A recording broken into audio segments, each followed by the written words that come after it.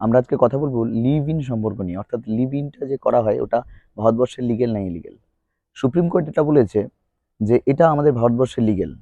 কারণ according to Indian constitution article 21 right two privacy বলে একটা আর্টিকেল আছে, যেখানে মানুষের একটা প্রাইভেসি রাইট আছে, যেটা কি না 18 বছর যদি বয়স হয়, অর্থাৎ এজ অফ মেজরিটি হয়ে যায়, তারা নিজেদের মতো করে সময় স্পেন্ড করতে পারে বা কাটাতে পারে। এটা যেহেতু লিগেল, সেক্ষেত্রে কিছু কিছু ক্রাইটেরিয়া আছে এই লিভ ইনে থাকার জন্য। লিভ ইনটা কিন্তু এক ধরনের এগ্রিমেন্ট। সেটা কিন্তু এগ্রিমেন্ট করার পর তারপরে তুমি থাকতে পারো, তার আগে কিন্তু নয়। এবার তুমি যদি বলো যে লিভ ইন কখন হবে, ধরো দেখা যাবে কেউ কেউ চলে গেল একসাথে, গিয়ে তো থাকা শুরু করলো, সেটা কিন্তু লিভ ইন নয়।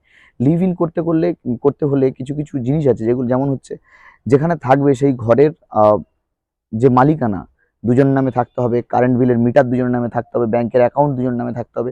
কারণ তুমি এটা প্রমাণ করতে পারবে যদি কোর্টে কোনোভাবে এই জিনিসটা যায় বা কোনো রকম প্রবলেম হয়, যখন যদি প্রমাণ চায়, তো সেক্ষেত্রে তোমাকে প্রমাণ করতে হবে যে তোমরা সত্যি লিভ ইনে আছো। তো লিভ ইনটা হচ্ছে ইন্ডিয়ায় লিগ্যাল। লিভ ইনে কোনো প্রবলেম নেই, লিভ ইন করতেই পারে।